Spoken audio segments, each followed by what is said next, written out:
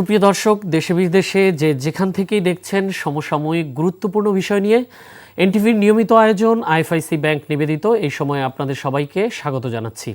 সাথে আছি আমি নজরানা চৌধুরী। দর্শক, আজকের দিনের প্রধান প্রধান সংবাদগুলোর দিকে যদি তাকাই তাহলে আমরা দেখি যে রাখাইনে মানবিক করিডোর চালুর অনুমতি দেয়া নিয়ে দেশজুড়ে এক ধরনের প্রতিক্রিয়া হয়েছে। বিশেষজ্ঞরা বলছেন এতে বাংলাদেশের ভূ রাজনৈতিকগত যে ঝুঁকি আছে সেটি বাড়তে পারে। জাতীয় ঐকমত্য কমিশনের সাথে রাজনৈতিক দলগুলোর সিরিজ বৈঠক চলছে এখনও। আল জাজিরাকে দেয়া সাক্ষাৎকারে নির্বাচন নিয়ে প্রধান উপদেষ্টার বক্তব্যের সমালোচনা করেছেন বিএনপি নেতারা। এসব বিষয়সহ আরও কিছু চলমান ঘটনা প্রবাহ নিয়ে আলোচনার জন্য আমরা আজ দুজন অতিথিকে এনটিভির স্টুডিওতে আমন্ত্রণ জানিয়েছি। তারা হলেন মোস্তাফিজুর রহমান বাবুল, সহসম্পাদক জাতীয় নির্বাহী কমিটি বিএনপির, এবং গণ অধিকার পরিষদের সাধারণ সম্পাদক মোহাম্মদ রাশেদ খান। আপনাদের দুজনকেই এনটিভিতে স্বাগত জানাচ্ছি। তো আমি প্রথমেই এই যেটি বলছিলাম যে মিয়ানমারের রাখাইন প্রদেশে মানবিক করিডোর চালুর অনুমতি দিচ্ছে বাংলাদেশ। গতকালকে এটি অলরেডি পররাষ্ট্র উপদেষ্টা বলেছেন এটি জাতিসংঘের আবেদনের প্রেক্ষিতেই দেয়া হচ্ছে। তো মানবিক করিডোর সেটি নিশ্চয়ই মানবিক কারণেই দেয়া হচ্ছে, কিন্তু এটি সারা বিশ্বজুড়েই যেখানে এই করিডোর দেয়া হয় সেখানে কিন্তু কিছু নেতিবাচক কর্মকাণ্ডও চলে আসে। তো সেই জায়গাটায় বাংলাদেশ আসলে কতটুকু ঝুঁকিমুক্তভাবে এই করিডোরটা জাতিসংঘকে ব্যবহার করতে দিবে বা ঝুঁকিমুক্তভাবে ব্যবহৃত হবে, সেটি যদি আমাদেরকে একটু বলতেন মোস্তাফিজুর রহমান বাবুল। ধন্যবাদ আপনাকে। আসলে এ ধরনের গুরুত্বপূর্ণ সিদ্ধান্ত নেওয়ার আগে আপনার সরকারের দায়িত্ব বর্তায় সকল রাজনৈতিক দলের সাথে আলাপ আলোচনা করা, তাদের সাথে পরামর্শ করা, তাদের মতামত নেওয়া এবং সকলের সাথে পরামর্শ করে সকলের মতামত নিয়ে আপনার এ ধরনের গুরুত্বপূর্ণ জাতীয় সিদ্ধান্ত নেওয়া দরকার। ফলে শুরুতেই আমি যে কথাটি বলতে চাই সেটি হচ্ছে সরকারের তরফ থেকে, বর্তমান অন্তর্বর্তীকালীন সরকারের তরফ থেকে সরকারের পররাষ্ট্র উপদেষ্টা উনি ওনার বক্তব্যের মধ্য দিয়ে যে সিদ্ধান্তের কথা আমাদের সকলকে জানিয়েছেন, আমরা এ ধরনের আকস্মিক সিদ্ধান্তে আমরা অবাক হয়েছি। আমরা প্রথমত বলতে চাই যে জাতিসংঘ বাংলাদেশের কাছে আপনার কোনো প্রস্তাব পাঠিয়েছে কিনা, জাতিসংঘ বাংলাদেশের কাছে কোনো অনুরোধ জানিয়েছে কিনা যে এ ধরনের একটা মানবিক করিডোর বাংলাদেশের দেওয়া দরকার। তো ফলে জাতিসংঘ কোনো আপনার প্রস্তাব পাঠায়নি, জাতিসংঘ কোনো অনুরোধ জানায়নি। হঠাৎ করে সরকারের তরফ থেকে আপনার বাংলাদেশের গণতান্ত্রিক রাজনৈতিক দলগুলোর সাথে কোনো আলাপ আলোচনা ছাড়া একতরফা এ ধরনের একটা গুরুত্বপূর্ণ সিদ্ধান্ত এটি গ্রহণ করা, এটি নেওয়া, এটি যুক্তিযুক্ত হয়েছে বলে আমি মনে করি না। কারণ এ ধরনের সিদ্ধান্তের সাথে অনেক ঝুঁকি জড়িত, এ ধরনের সিদ্ধান্তের সাথে অনেক নেতিবাচক আপনার ইস্যু জড়িত। ফলে এই সিদ্ধান্তটা চূড়ান্ত করবার আগে আমাদের এই সিদ্ধান্ত নেওয়ার পরিপ্রেক্ষিতে যে ঝুঁকিগুলোর আশঙ্কা আমাদের সামনে তৈরি হবে তা নিয়ে আমাদেরকে গভীরভাবে বিবেচনা করতে হবে। একই সাথে আপনার সকলের সাথে আলাপ আলোচনা সাপেক্ষে সকলের সম্মতিতে এ ধরনের জাতীয় গুরুত্বপূর্ণ সিদ্ধান্ত নেওয়া দরকার বলে আমি মনে করি। কিন্তু এটি এত বড় সিদ্ধান্ত যে বাংলাদেশে এই ধরনের করিডোর, যেটি একটি যেই এলাকাটাতে সমস্যা চলছে, সংকট চলছে, হ্যাঁ, বিশেষ করে মিলিটেন্ট অ্যাক্টিভিটিস চলছে, সেই সব জায়গায় এরকম করিডোর দেওয়ার তো বাংলাদেশে এর আগে কখনো দেয়নি।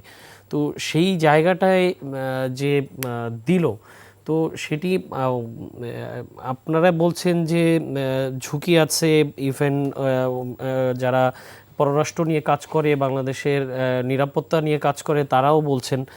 তো সেই জায়গাটায় কেন এরকম সিদ্ধান্ত আসলো, হঠাৎ করে গভর্নমেন্ট নিল? তো রাজনৈতিক দল হিসেবে আপনাদের এখন কি এটা গভর্নমেন্টের কাছে কনসার্ন প্রকাশ করা উচিত না, বা করবেন কিনা না, আপনারা? আমরা তো ইতিমধ্যে আমাদের দলের পক্ষ থেকে কিন্তু আপনার উদ্বেগ, আপনার কনসার্ন কিন্তু এটা কিন্তু প্রকাশ করা হয়েছে। এবং আপনি যে কথাটি বললেন সেটি সত্যি, যে এটা আপনার এই ইস্যুটা কিন্তু খুবই স্পর্শকাতর এবং ওই এলাকা জুড়ে আপনার একটা সশস্ত্র আপনার কর্মকাণ্ড পরিচালিত হচ্ছে আর কি। তো বাংলাদেশ কদিন আগেই দেখলাম বাংলাদেশের অভ্যন্তরে আরাকান আর্মির লোকজন এসে বর্ষবরণ উৎসব করে গেছে। বর্ষবরণ উৎসব তারা করে গেছে। ফলে আপনার যেহেতু একটা স্পর্শকাতর এলাকা, যেহেতু ওই এলাকাতে একটা সশস্ত্র কর্মকাণ্ড পরিচালিত হচ্ছে, ফলে বাংলাদেশের আমাদের দেশ আপনার এই স্পর্শকাতর এলাকায় সশস্ত্র তৎপরতা যে এলাকাতে, কর্মকাণ্ড যে এলাকাতে আপনার পরিচালিত হচ্ছে, এমন একটা এলাকাতে বাংলাদেশের পক্ষ থেকে আমরা আপনার এই করিডোর আমরা দেবো কি দেব না, দেওয়ার সুযোগ আছে কি নাই, এটা আমার মনে হয় গভীরভাবে আপনার ভাবা দরকার। সেই সাথে আমি যে কথাটা বললাম যে এটা আপনার দেওয়ার আগে জাতিসংঘের তরফ থেকে আমাদের কাছে প্রস্তাব পাঠানো হয়েছে কিনা, জাতিসংঘের তরফ থেকে আমাদের কাছে কোনো তাদের প্রস্তাবের ভিত্তিতেই দেওয়া হয়েছে।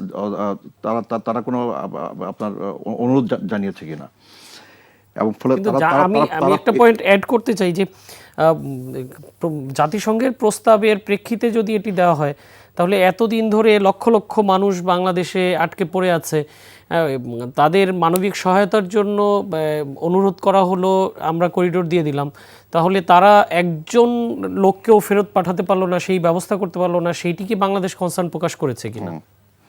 না, সেটা তো একটা গুরুত্বপূর্ণ ইস্যু, যে আমরা আপনার যে সমস্যা, আপনার বছরের পর বছর ধরে আমরা যে সমস্যা আপনার বয়ে বেড়াচ্ছি, সেই সমস্যার সমাধানও তো আপনার কোনো ইতিবাচক আপনার কোনো অগ্রগতি আমরা এখন পর্যন্ত লক্ষ্য করছি না।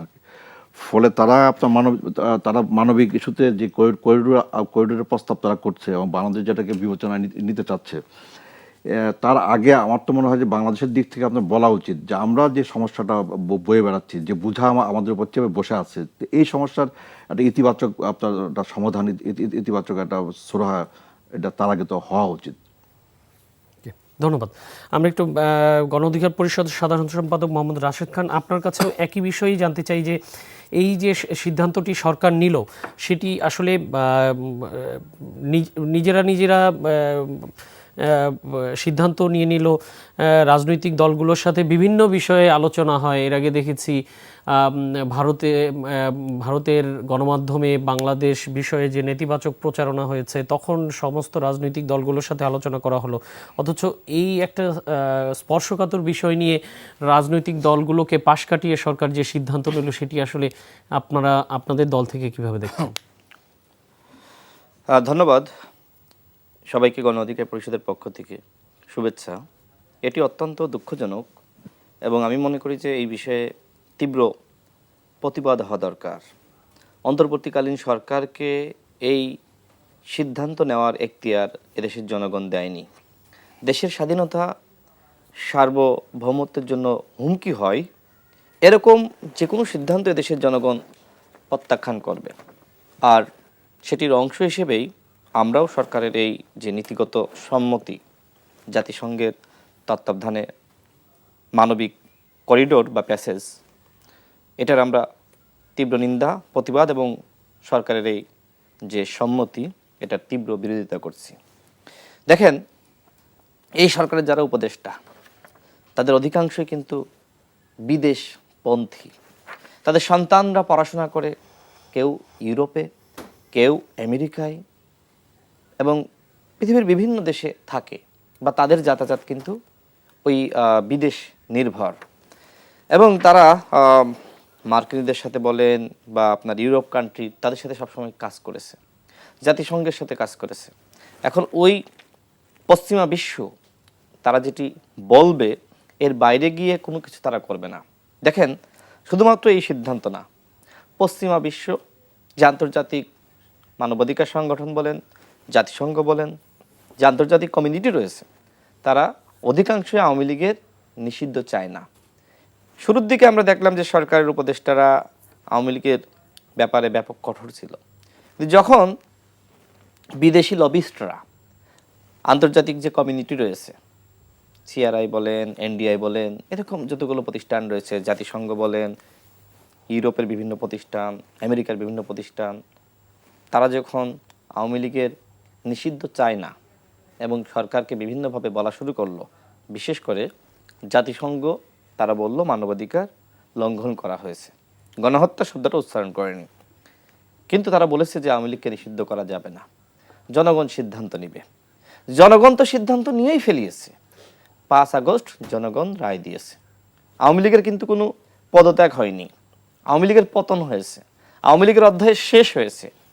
আমরা ওই বিষয়টা সেই পরে জনগণের আসবো। রায়ের আমরা বাস্তবায়ন মানবিক কিন্তু- করিডোরের বিষয়টাতে যাব। আমি ওইখানে আসতেছি। সেই জনগণের রায় কিন্তু সরকার বাস্তবায়ন করেনি। উল্টো আমরা কি দেখছি, যে বিষয়ে জনগণ রায় দেয়নি সেগুলো তারা বাস্তবায়ন করছে। কেন? ওই যে তারা ম্যাক্সিমাম বিদেশপন্থী, বিদেশি প্রভুরা তাদেরকে যা চাপিয়ে দিচ্ছে তারা সেটি করছে। এই মানবিক করিডোর আমাদের জন্য হুমকি। আমরা কোনোভাবেই অন্তর্বর্তীকালীন সরকারের প্রধান উপদেষ্টা বলেন, অন্য কোনো উপদেষ্টা বলেন, আমরা যদি কেউ এটি বাস্তবায়ন করার চেষ্টা করে আমরা সেটি প্রতিরোধ করব। একই সাথে আমরা যেমনিভাবে হাসিনাকে প্রতিহত করেছি, প্রয়োজনে যদি বিদেশি কোনো এজেন্ডা বাস্তবায়ন করার চক্রান্ত ষড়যন্ত্র করা হয়, প্রয়োজনে আবারও আমরা রাজপথে নামব। আমরা কোনোভাবে এটি হতে দিব না। এতটুকু এই টকশোতে বলছি। জনগণকে বলবো রাজনৈতিক দলগুলোর উপরে আস্থা বিশ্বাস রাখেন। এদেশের অনেকে কিন্তু এই যে আমরা দেখেছি 11-11 সময় এসেছে, অনেক কথাবার্তা বলেছে, পরবর্তীতে মিষ্টি মিষ্টি কথা বলে নাই, সেই ফখরুদ্দিন, মঈনুদ্দিন, দুর্নীতি বিরোধী অভিযান, হ্যাঁ, বিরাজনীতিকরণ, তারপরে আপনার নানান ধরনের চক্রান্ত ষড়যন্ত্র কিন্তু করেছে। একটাই উদ্দেশ্য ছিল ক্ষমতায় থাকা, দীর্ঘমেয়াদী নিজেদেরকে পাকাপোক্ত করা। পারেনি তো। এই উপদেষ্টা পরিষদের এই ধরনের আকাঙ্ক্ষা নাই বলে আমরা মনে করছি। আমরা বিশ্বাস করি তারা রাষ্ট্র সংস্কার করতে চায়, গণহত্যার বিচার চাই, তারা পজিটিভ চিন্তা করছে। কিন্তু আমরা যদি দেখি যে এই মানবিক করিডোর দেওয়ার মতন সিদ্ধান্ত তারা নিচ্ছে, তাহলে অবশ্যই তাদের বিরুদ্ধে আমাদের রাজপথে নামতে হবে। আমরা এই দেশের জনগণ, আমরা ঠিক আছে আবেগপ্রবণ। আমাদের কেউ কেউ বলেছে যে রমজানের সময় যখন আপনার নিত্যপণ্যের দাম স্থিতিশীল ছিল, তখন মানুষ বলেছে যে এই সরকারকে আমরা 5 বছর চাই। মানুষ বলতে কিছু মানুষ বলেছে, ওই যে ঈদগাহে যখন আমাদের প্রধান উপদেষ্টা নামাজ পড়তে গিয়েছে, মানে কিছু মানুষ তখন বলেছে। এবং এনসিপির একজন নেতা যখন সামাজিক যোগাযোগ মাধ্যমে পোস্ট করেছেন, এর প্রেক্ষিতে কিছু মানুষ বলেছে। কারণ কি? কারণ মানুষ দেখেছে যে এই প্রথম কোনো রমজান যেখানে নিত্যপণ্যের দাম বা আপনার বিভিন্ন আপনার রমজান সামগ্রী তার দাম বাড়েনি। কিন্তু এরপরে দেখেন প্রত্যেকটা জিনিসের দাম হুড়হুড় করে বেড়েছে। বাজারে যান, সবজির দাম বেড়েছে। 80 টাকার নিচে আপনি যে সবজিগুলো পছন্দ করেন একটা পাবেন না। আর চালের দাম বেড়েছে হঠাৎ করে, পেঁয়াজের দাম বেড়েছে, তেলের দাম বেড়েছে, কিসের দাম বাড়েনি?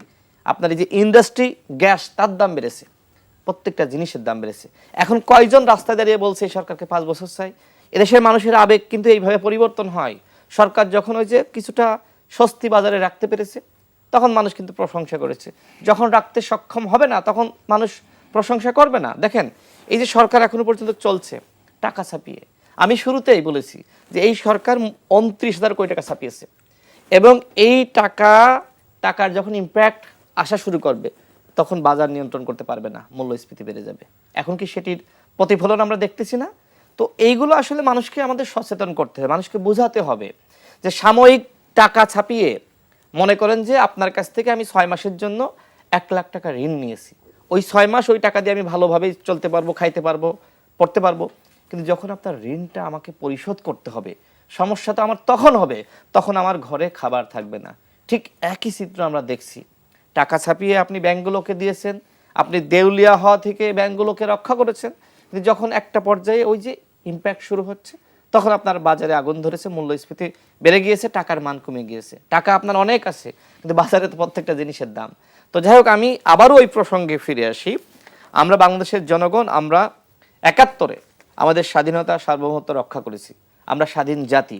আমরা 90-এ এরশাদকে আমরা পরাভূত করেছি, আমরা সেনা সমর্থিত ফখরুদ্দিন, মঈনুদ্দিনের বিরুদ্ধে আমরা বিজয়ী হয়েছি, আমরা 69-এ গণ অভ্যুত্থান করেছি, আমরা 52-এর ভাষা আন্দোলন করেছি, আমরা অসংখ্য এরকম গণ আন্দোলন করেছি।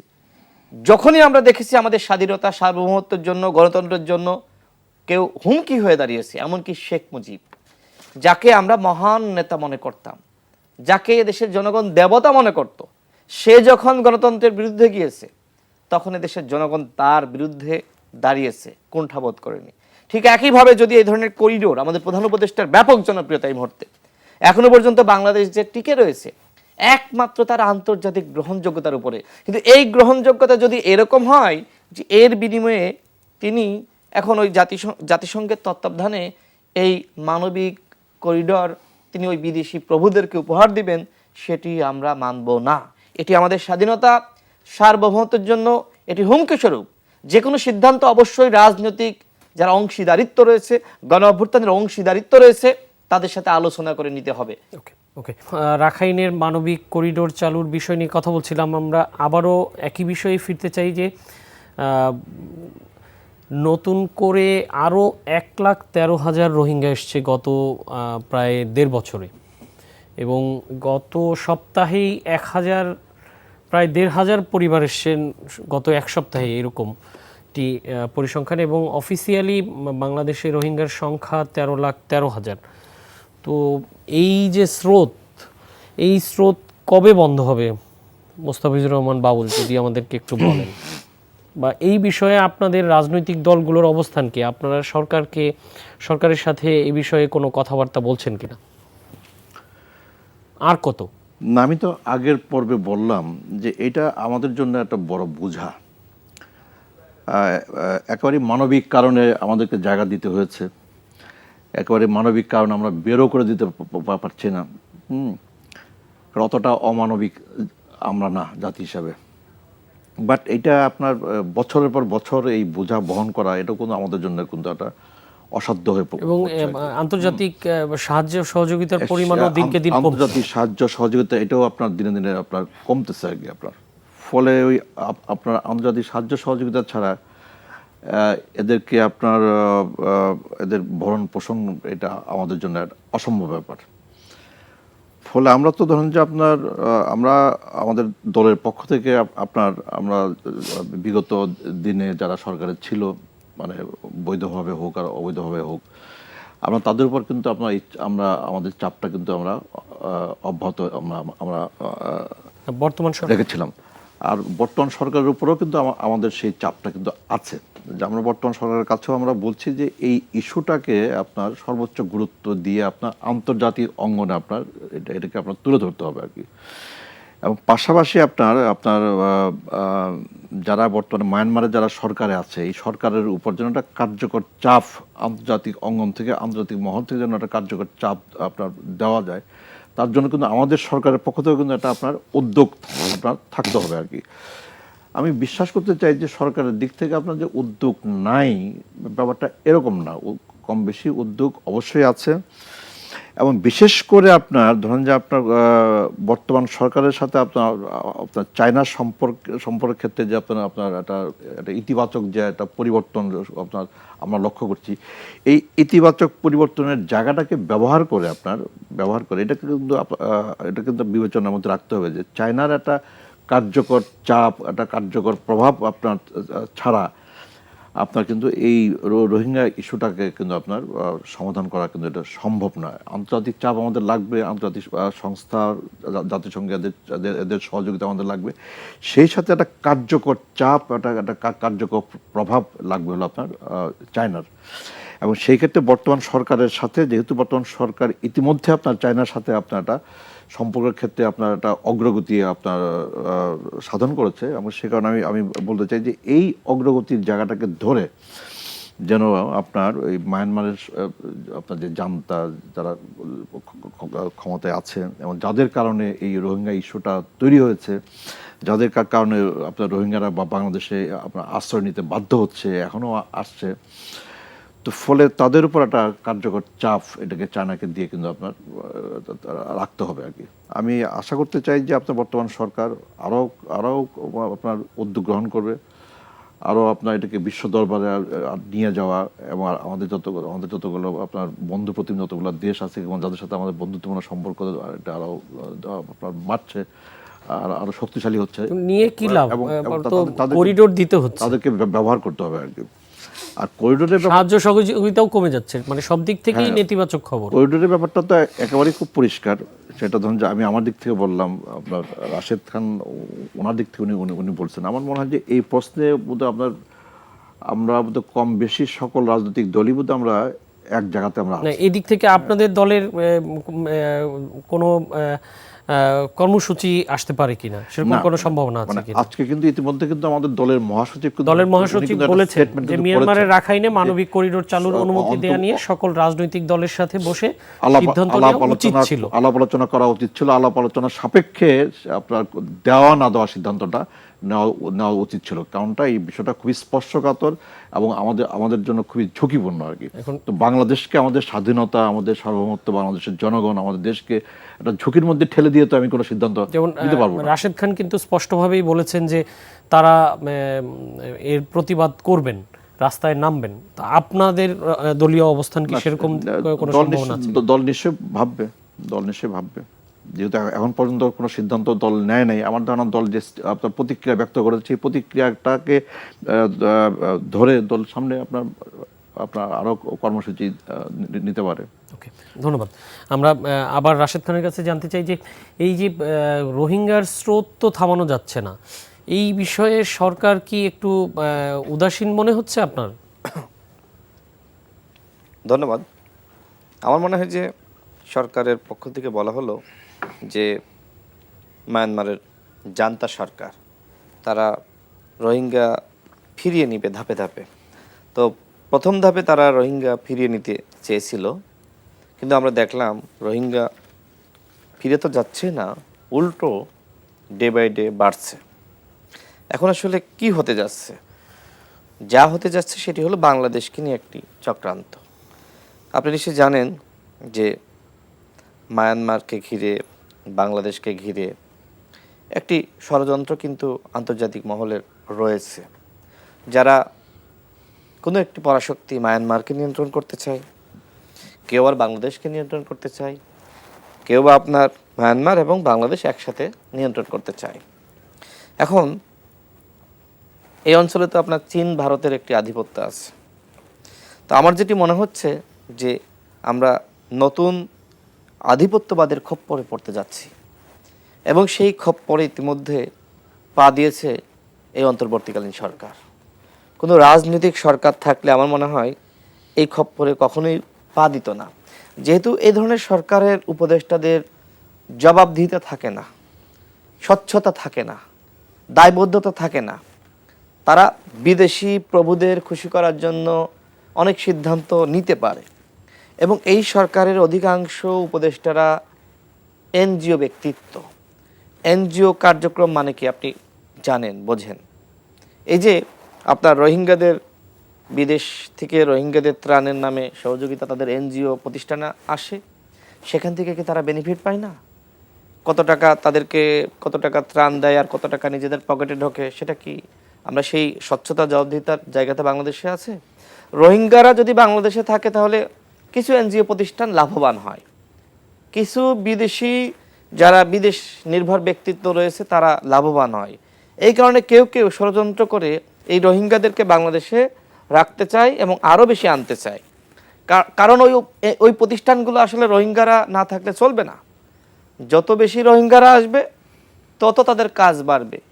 এই চক্রান্ত আমার কাছে মনে হয় কোনো কোনো উপদেষ্টা থাকতে পারে, যে এনজিও প্রতিষ্ঠানগুলো বেঁচে থাকুক রোহিঙ্গারা বাংলাদেশে পুনর্বাসিত হওয়ার মাধ্যমে। আমাদের কথা হলো ব্যক্তি স্বার্থের থেকে দেশের জনগণের স্বার্থ গুরুত্বপূর্ণ। জনগণ কি চায়? জনগণ চায় রোহিঙ্গাদের নিরাপদ প্রত্যাবাসন, রোহিঙ্গাদেরকে নিরাপদে বা তাদের দেশে পাঠিয়ে দেওয়া হোক। কিন্তু সেই উদ্যোগ সরকার যথাযথভাবে কতটুকু নিতে পেরেছে? জাতিসংঘের মহাসচিব বাংলাদেশে আসলো, মানে এমন একটা অবস্থা শুরু হলো, মনে হচ্ছে যে মানে এই সরকার বিশাল একটি সফলতা অর্জন করে ফেলিয়েছে। ওই সময়কার প্রেক্ষাপটে কোনো কথা বলি নাই। আমরা মনে করেছিলাম যে মানে আমরা বলতে আমাদের দেশের জনগণ অনেকে ভাবলো যে এইবার বুঝি রোহিঙ্গাদের সব পাঠিয়ে দিবে, মহাসচিব এসেছে, এটা এই অন্তর্বর্তীকালীন সরকারের একটা বিশাল সফলতা। তো সেই সফলতার অংশ হিসেবে আমরা কি দেখলাম? উল্টো বাংলাদেশের ক্ষতি হলো। জাতিসংঘের মহাসচিব বাংলাদেশে আসার ফলে যতটুকু উপকার হবে আমরা প্রত্যাশা করেছিলাম, উল্টো বাংলাদেশের ক্ষতি হলো। আজকে তারা বলছে, মানে এই সরকার বলছে যে তারা মানবিক করিডর দিবে এবং নীতিগত সিদ্ধান্ত হয়েছে। এই দেশের সরকার, মানে বর্তমান সরকার সম্মতি জ্ঞাপন করেছে। কার সাথে আলোচনা করলেন? এই যে অন্তর্বর্তীকালীন সরকারের এই ধরনের ম্যান্ডেট নাই, জনগণ দেয়নি। আপনাদের কাজ হলো রাষ্ট্র সংস্কার করা, গণহত্যার বিচার করা এবং একটি অবাধ সুষ্ঠু নিরপেক্ষ নির্বাচনের আয়োজন করা। এইগুলোর দিকে আপনারা মনোযোগ না দিয়ে আপনারা আপনাদের বিদেশি প্রভুদের খুশি করার কাজে ব্যস্ত হয়ে পড়েছেন। রোহিঙ্গারা, এই যে নতুন হিসাব অনুযায়ী 1,13,000 নতুন রোহিঙ্গা বাংলাদেশে প্রবেশ করেছে। মোট কত? 13,13,000। আপনি নিশ্চয়ই জানেন যে কিছুদিন আগে একজন বিশেষ সহকারীকে নিয়োগ দেওয়া হয়েছে, সম্ভবত শফিউর রহমান, বিশেষ সহকারী। তিনি বিভিন্ন দেশের রাষ্ট্রদূত ছিলেন এবং যখন শেখ হাসিনার সরকার একের পর এক মানবাধিকার লঙ্ঘন করছেন, ওই শেখ হাসিনার হয়ে তিনি জাতিসংঘ সহ বিভিন্ন আন্তর্জাতিক সম্প্রদায়কে বুঝিয়েছেন যে মানবাধিকার লঙ্ঘন হচ্ছে না। সেই আওয়ামী লীগেরকে এই অন্তর্বর্তীকালীন সরকার ডক্টর মোহাম্মদ ইউনূসের উপদেষ্টা বানিয়েছে। এখন তার প্রসঙ্গ আমি কেন আনলাম? আনার মূল কারণটা হলো যে ওই সময় রোহিঙ্গাদের অনুপ্রবেশ ঘটাতে শেখ হাসিনাকে সহযোগিতা দেয় এই বিশেষ সহকারী। এই বিশেষ সহকারী পরামর্শ দেয় যে আপনি নোবেল পুরস্কার পেয়ে যাবেন, আপনি একটু মানে ওদেরকে ঢোকার ব্যবস্থা করেন। এবং সেই শেখ হাসিনা সেই ফাঁদে পা দিয়ে বাংলাদেশে এই রোহিঙ্গা জনগোষ্ঠীর আশ্রয় দিয়েছে। আপনার এত মায়া, এত দরদ, পাশে কি এত বড় রাষ্ট্র ভারত নাই? তারা কি আশ্রয় দিতে পারলো না? অন্য দেশ নাই? আমাদের এত দরদ আমাদের উতলায় উঠলো শেখ হাসিনা রোহিঙ্গাদের যেমনিভাবে পুনর্বাসন করলো নোবেল পুরস্কার পাওয়ার লোভে। ঠিক এই অন্তর্বর্তীকালীন সরকারের উপদেষ্টারা কি পুরস্কার পাওয়ার লোভে এখন এই মানবিক করিডর দেওয়ার সম্মতি দিয়েছে আমি জানি না। এটার জন্য আমাদের একটু অপেক্ষা করতে হবে। রোহিঙ্গাদেরকে বাংলাদেশ থেকে অবশ্যই তাদেরকে তাদের দেশে পাঠাতে হবে এবং সেই জন্য অবশ্যই চীনের সহযোগিতা দরকার। এই মানবিক করিডোর যদি এই মুহূর্তে আপনি অনুমোদন দেন, যদি বাস্তবায়িত হয়, চীনের সাথে আপনার সম্পর্ক খারাপ হবে। এমনকি ভারতের সাথে সম্পর্ক খারাপ তো আছে, আরও খারাপ হতে পারে। মানে প্রতিবেশী আরও অনেক রাষ্ট্র কিন্তু তারা এটি মেনে নিবে না।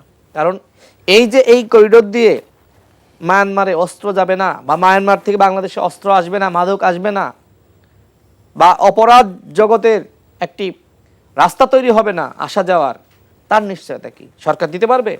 সুতরাং সরকারকে বলবো যে জনবিরোধী সিদ্ধান্ত নিলে একদিনও ওই গদিতে থাকতে পারবেন না। জনগণের বিরুদ্ধে গিয়ে রাষ্ট্রের জন্য হুমকি, আমাদের স্বার্থে, জাতীয় স্বার্থে আঘাত আসে এরকম কোনো সিদ্ধান্ত আপনারা নিতে পারবেন না। এই সিদ্ধান্ত আমরা বাস্তবায়িত হতে দিব না। অন্য দল কি করবে জানি না, বাট গণ অধিকার পরিষদ কোনোভাবেই সরকারকে এই সিদ্ধান্ত বাস্তবায়িত হতে দিবে না।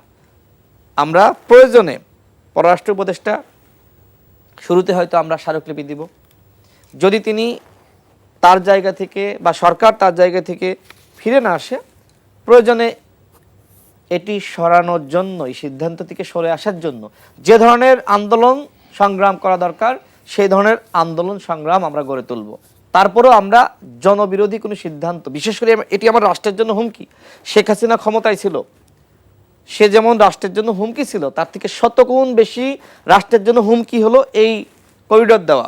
এটি স্বাধীনতা সার্বভৌমত্বের জন্য হুমকি, যুদ্ধ লেগে যেতে পারে এমনকি। সুতরাং এইটা কোনোভাবেই আমরা মানতে পারি না। ওকে, ধন্যবাদ। আমি আবার মোহাম্মদ রাশেদ খান, আপনাকেই আরেকটি বিষয় জানতে চাই। ঐক্যমত্য কমিশনের সাথে আপনাদের আজকে বৈঠক ছিল, সেই বৈঠকে এর আগেও বৈঠক হয়েছে আপনাদের, তো আজকে বৈঠকে কি আলোচনা হয়েছে আপনাদের সাথে যদি একটু বলতেন।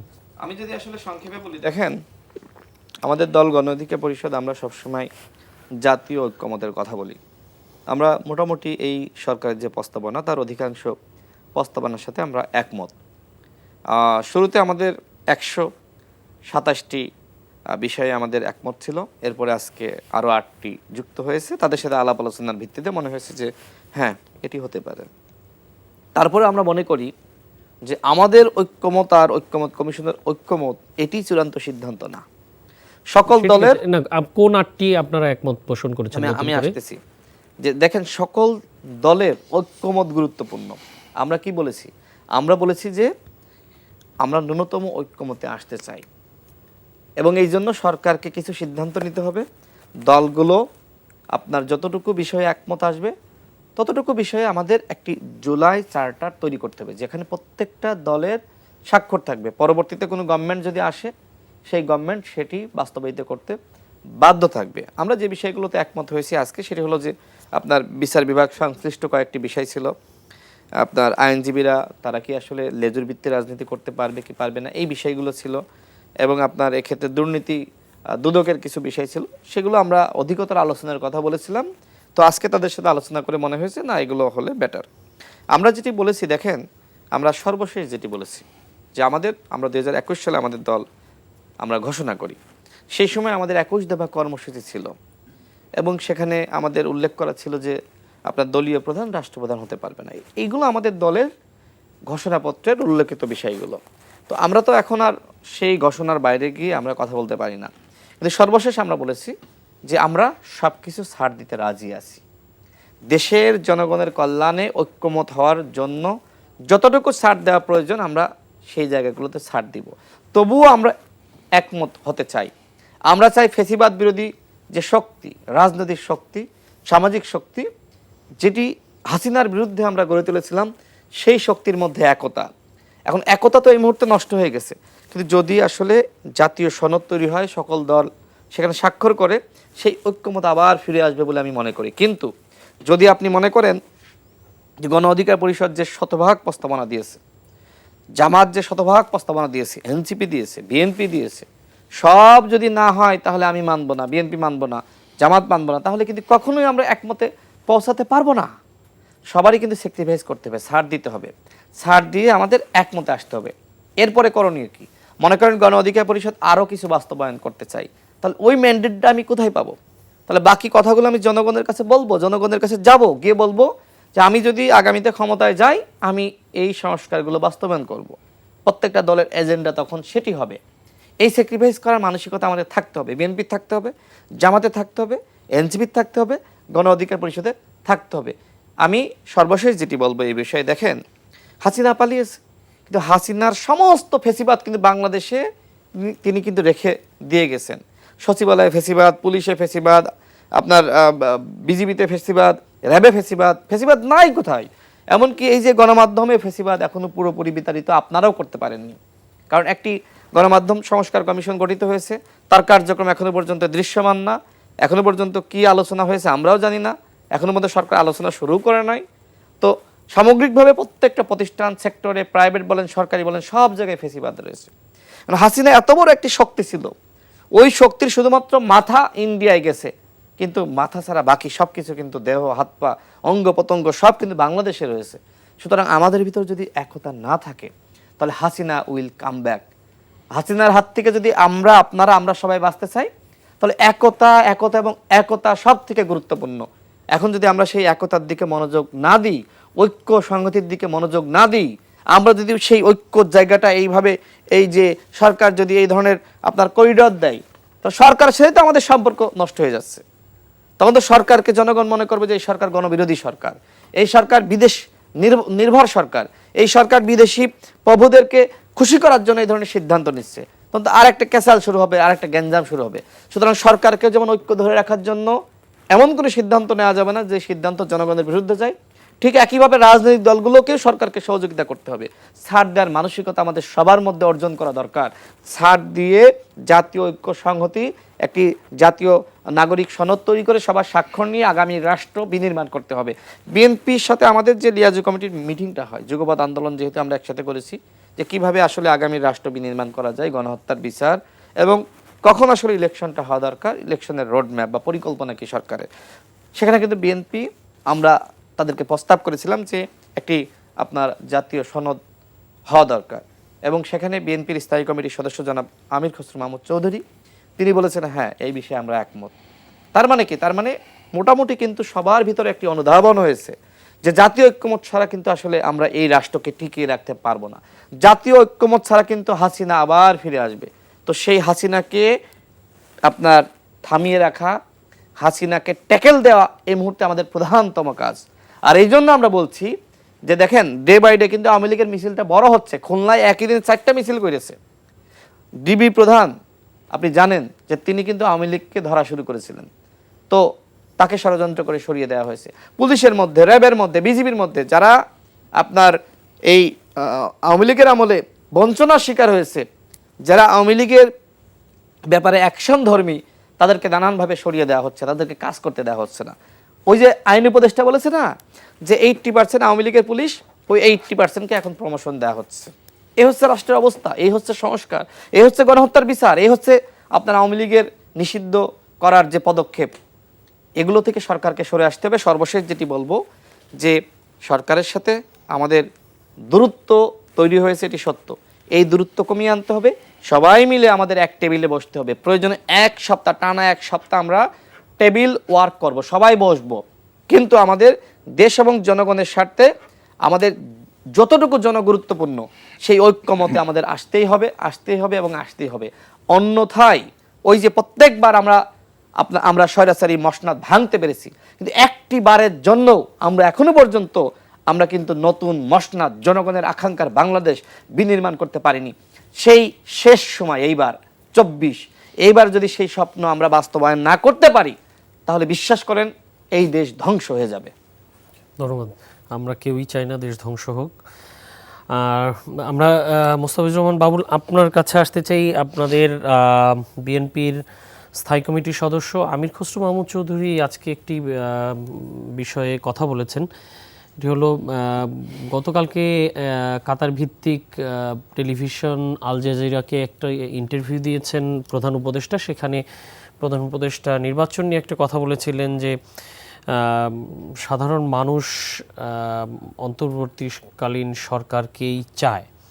তো সেই বক্তব্যের প্রতিক্রিয়া দেখিয়েছেন আমির খসরু মাহমুদ চৌধুরী। তিনি বলেছেন, কোনো মহামানবকে ক্ষমতায় রাখতে জনগণ জুলাই আন্দোলন করেনি, গণতন্ত্রের জন্য আন্দোলন করেছে। তো এটি আপনাদের দল আসলে কিভাবে নিচ্ছে এই বক্তব্যটি প্রধান উপদেষ্টার? না, ইদানিং আপনার নানাভাবে কিন্তু এটা আপনার সামনে আনা হচ্ছে আর কি। সেটা আপনি কখনো আপনার সরকারের কোনো উপদেষ্টা বলছেন, আবার আপনার সর্বশেষ কাতার সফর থেকে ফেরার সময় আপনার কিংবা কাতারে গিয়ে আপনার আপনার কাতারে আপনার বসবাসরত আপনার বাংলাদেশিদের এক বৈঠকের আলোচনাতে আপনার এই বিষয়টা আপনার আসছে। আপনার কাতার থেকে আপনার ফিরে আসার পথে আপনার এয়ারপোর্টে আপনার একটা মন্তব্য আমরা শুনছি। আল জাজিরার সাথে আপনার সাক্ষাৎকারে আপনার প্রধান উপদেষ্টা উনি বলছেন যে এই বক্তব্যগুলো না এই মুহূর্তে আপনার মানে কাঙ্ক্ষিত না আর কি। আমার কখনো কখনো মনে হয় যে এই বক্তব্যগুলো সুপরিকল্পিত কিনা, আপনার যে খুব পরিকল্পিতভাবে এই বক্তব্যগুলোকে আপনার সামনে আনা হচ্ছে কিনা। এই মুহূর্তে দাবিটা কি, এই মুহূর্তে আপনার আমাদের প্রত্যাশাটা কি? এই মুহূর্তে আমাদের প্রত্যাশাটা হলো যে বাংলাদেশে একটা আপনার অবাধ, নিরপেক্ষ, সুষ্ঠু নির্বাচন অনুষ্ঠিত করা আর কি। এবং সেই অবাধ, নিরপেক্ষ, সুষ্ঠু নির্বাচনের মধ্য দিয়ে আপনার একটা নির্বাচিত গণতান্ত্রিক সরকারের কাছে আপনার ক্ষমতা হস্তান্তর করা, এবং ক্ষমতা হস্তান্তর করে আপনার সম্মানের সাথে আপনার আপনার অন্তর্বর্তীকালীন সরকারের আপনার বিদায় নেওয়া আর কি। যে বর্তমান সরকারের মুখোমুখি কিন্তু আমরা হতে চাই না, এবং বর্তমান সরকারের সাথে আমরা এই মুহূর্তে কোনো বিরোধেও আমরা জড়াতে চাই না। আমরা মনে করি যে বর্তমান এই সরকারটা হচ্ছে আমাদের সমর্থিত সরকার, এবং আমরা এই সরকারকে আমরা সমর্থন করছি এবং সমর্থন করে যেতে চাই। এবং আমরা আশা করি এবং আমরা আশাবাদী যে এই সরকারের অধীনেই আপনার একটা অবাধ, নিরপেক্ষ, সুষ্ঠু নির্বাচন অনুষ্ঠিত হবে। এই কথা বললেন কেন? কোনো মহামানবকে এই কথা বলার অর্থটা হচ্ছে যে বাংলাদেশের মানুষ কি চায়। বাংলাদেশের মানুষ চায় নির্বাচন চায়, বাংলাদেশের মানুষ চায় আপনার নির্বাচিত সরকার চায়, বাংলাদেশের মানুষ একটা গণতান্ত্রিক সরকার চায়। কাজে একটা অনির্বাচিত সরকার, একটা অন্তর্বর্তীকালীন সরকার, তারা আপনার একটা অনির্দিষ্টকাল ধরে ক্ষমতায় বসে থাকবে, এটা বাংলাদেশের মানুষ এটা আপনার চায় না। কিন্তু অবস্থা দৃষ্টে মনে হচ্ছে যে আপনার যে সরকারের ভেতরে কিংবা সরকারের বাইরে কোনো কোনো মহল, তারা আপনার এই সরকারকে আপনার একটা অনির্দিষ্টকালের জন্য কিংবা একটা দীর্ঘমেয়াদী ক্ষমতায় রাখবার জন্য তারা আপনার একটা সুপরিকল্পিতভাবে নানা তৎপরতা কিংবা অপতৎপরতায় লিপ্ত, এটা মনে হচ্ছে। একই সাথে আপনার যেটা আমি বলতে চাই যে আজকে আপনার এই যে আপনার জুলাই আগস্টের যে অভ্যুত্থান, এই অভ্যুত্থানের মধ্যে দিয়ে কিন্তু আপনার আমাদের দেশের মানুষের মধ্যে কিন্তু একটা প্রত্যাশা তৈরি হয়েছে। প্রত্যাশাটা কি? প্রত্যাশাটা হলো যে আপনার রাষ্ট্রের কতগুলো আপনার ইতিবাচক মৌলিক আপনার সংস্কার হবে। আপনার এই জুলাই আগস্ট হত্যাকাণ্ডের অভিযোগে, এবং শুধু জুলাই আগস্টের হত্যাকাণ্ডের অভিযোগে না, এই বিগত দিনে যারা আপনার 15-16 বছর ধরে যারা আপনার হত্যা, আপনার খুন, গুম, দুর্নীতি, লুটপাটের সাথে যারা জড়িত, আপনার তাদের বিচার হবে, বিচারের একটা আপনার দৃশ্যমান একটা অগ্রগতি হবে। বিচারের দৃশ্যমান অগ্রগতি সেই সাথে আপনার প্রয়োজনীয় জরুরি সংস্কারগুলো আপনার সাধিত হবে, এবং সেই সংস্কারগুলো বিচারের আপনার দৃশ্যমান অগ্রগতি এবং জরুরি প্রয়োজনীয় সংস্কারগুলো আপনার এটা সম্পন্ন করে আপনার একটা নির্বাচনের একটা অবাধ, নিরপেক্ষ, সুষ্ঠু নির্বাচনের একটা পরিবেশ তৈরি করা, এবং সেই পরিবেশে আপনার একটা নির্বাচনের মধ্য দিয়ে আপনার জনগণের ভোটে, জনগণের রায়ে একটা নির্বাচিত সরকার কায়েম করা আর কি। আর বাংলাদেশে এই মুহূর্তে জরুরি হচ্ছে যে আমরা যারা আপনার শেখ হাসিনার ফেসিবাদী শাসনের বিরুদ্ধে যারা আমরা লড়াই করেছি 15-16 বছর ধরে, যারা আমরা এই জুলাই আগস্টের এই রক্তক্ষয়ী অভ্যুত্থানের সাথে আমরা যারা সম্পৃক্ত ছিলাম, সকল রাজনৈতিক দল, সকল আপনার সামাজিক সংগঠন, আমাদের মধ্যে কখনো কখনো মনে হয় যে আমাদের নিজেদের মধ্যে আপনার নানা ইস্যুতে আপনার একটা ফারাক তৈরি হচ্ছে, একটা দূরত্ব তৈরি হচ্ছে। এইটা কোনো অবস্থাতেই আপনার গ্রহণযোগ্য না, কোনো অবস্থাতেই এটা সমর্থনযোগ্য না আর কি। অর্থাৎ যারা আমরা ফেসিবাদের বিরুদ্ধে, স্বৈর শাসনের বিরুদ্ধে যারা আমরা লড়াই করেছি, যারা জুলাই আগস্টে আপনার একসাথে লড়াই করে আপনার এই ফেসিবাদী শাসনের আমরা পতন ঘটিয়েছি, আমাদের সকলের দায়িত্বটা হচ্ছে এই যে আপনার আমাদের নিজেদের ভেতরকার ঐক্য এবং সমঝোতার জায়গাটাকে আপনার অটুট রাখা আর কি। এবং সেই ক্ষেত্রে এই যে ধরুন যে আপনার যে আলাপ আলোচনাগুলো হচ্ছে, সংস্কার নিয়ে যে আলাপ আলোচনাগুলো হচ্ছে, সকল সংস্কার আপনার এই মুহূর্তে করে ফেলা সম্ভব এটা নিশ্চয়ই কেউ মনে করেন আর কি। আবার আপনার যেমন কতগুলো ইস্যু তৈরি করা হচ্ছে, যেমন আপনার জাতীয় নির্বাচন আগে না আপনার স্থানীয় নির্বাচন আগে, আপনার জাতীয় সংসদ নির্বাচন আগে না গণপরিষদ নির্বাচন আগে, হ্যাঁ, ইত্যাদি কতগুলো ইস্যুগুলো আপনার তৈরি করা হচ্ছে আর কি আপনার। তো আমার মনে হয় যে আসলে এই যে রাজনৈতিক দলগুলোর মধ্যে, এই গণতান্ত্রিক রাজনৈতিক দল সংগঠনগুলোর মধ্যে অন্ততপক্ষে আপনার তাদের মধ্যে একটা ঐক্যমত্য আপনার এটা থাকতে হবে। সেটা হলো যে আমরা আগামী নির্বাচনের আগে আমরা এই বিষয়গুলোতে আমরা ঐক্যমত্যের জায়গাতে আমরা আছি, এবং বাদ বাকি যে বিষয়গুলোতে আমরা একমত হতে পারলাম না, সেই বাদ বাকি বিষয়গুলোতে আমাদের বক্তব্য, আমাদের কর্মসূচি, এইটা নিয়ে তো আমরা ইলেকশনে যাব আমরা, এবং জনগণের ম্যান্ডেটের জন্য আমরা অপেক্ষা করব, এবং জনগণের সেই ম্যান্ডেট নিয়ে, জনগণের সেই রায় নিয়ে আমরা আমাদের বাকি কর্মসূচি, বাকি বক্তব্য আমরা বাস্তবায়ন করব। তার আগে আমাদের নিজেদের ভেতরকার জন্য ঐক্য বিনষ্ট না হয়, নিজেদের মধ্যকার যেন আপনার ঐক্যে কোনো ফাটল তৈরি না হয়, নিজেদের মধ্যে যেন কোনো দূরত্ব তৈরি না হয়।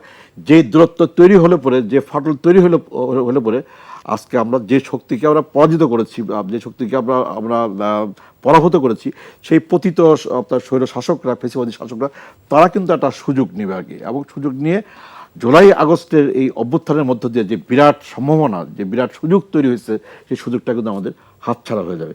কাজে মূল কাজটা হচ্ছে আমাদের সকলের, মূল দায়িত্বটা হচ্ছে আমাদের সকলের, যে আমরা যেমন ধরেন যে আমরা সরকারের সাথে আমরা আলাপ আলোচনা করতেছি, আজকে আপনার জাতীয় ঐক্যমত্য কমিশনের সাথে আমরা আলাপ আলোচনা করতেছি, তার আগে আমার মনে হয় যে সকল রাজনৈতিক দল, সকল গণতান্ত্রিক রাজনৈতিক দল, মানে ফেসিবাদ বিরোধী, স্বৈরশাসন বিরোধী, গণতন্ত্রের পক্ষের সকল রাজনৈতিক দলগুলোর মধ্যেও আমরা তো বিএনপি, আমরা নানা রাজনৈতিক দলের সাথে আমরা কথাবার্তা বলতেছি, আমরা আলাপ আলোচনা করতেছি, আলাপ আলোচনা করার মধ্যে দিয়ে আমরা আপনার একটা ঐক্যমতের জায়গায় আমরা পৌঁছার চেষ্টা করতেছি।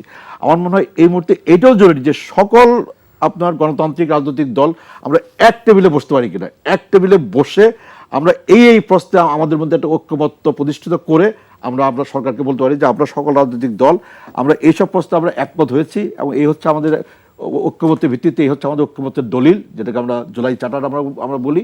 সেই চার্টার আমরা নিজেরা সাইন করে আমরা সরকারকে পেশ করতে পারি, পেশ করে আমরা বলতে পারি যে এই চার্টারের ভিত্তিতে স্বল্পতম সময়ের মধ্যে, অর্থাৎ ডিসেম্বরের মধ্যে আপনার জাতীয় সংসদ নির্বাচন অনুষ্ঠানের ব্যবস্থা করে বিদায় নেওয়ার জন্য আর কি। ধন্যবাদ। আমাদের সময় শেষ।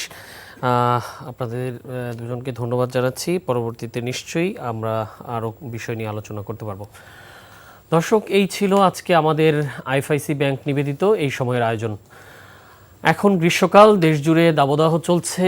এ সময় গরমজনিত স্বাস্থ্য ঝুঁকি বাড়ে, বিশেষ করে বয়স্কদের হিটস্ট্রোকে আক্রান্ত হওয়ার প্রবণতা দেখা যায়। সুস্থ থাকার জন্য এ সময় প্রচুর পানি পান করা সহ সরাসরি রোদ এড়িয়ে চলা জরুরি। সবাইকে এ ব্যাপারে সজাগ থাকা ও সতর্কতা অবলম্বনের আহ্বান জানিয়ে আজকের মতো বিদায় নিচ্ছি। এনটিভির সাথে থাকার জন্য ধন্যবাদ। শুভরাত্রি।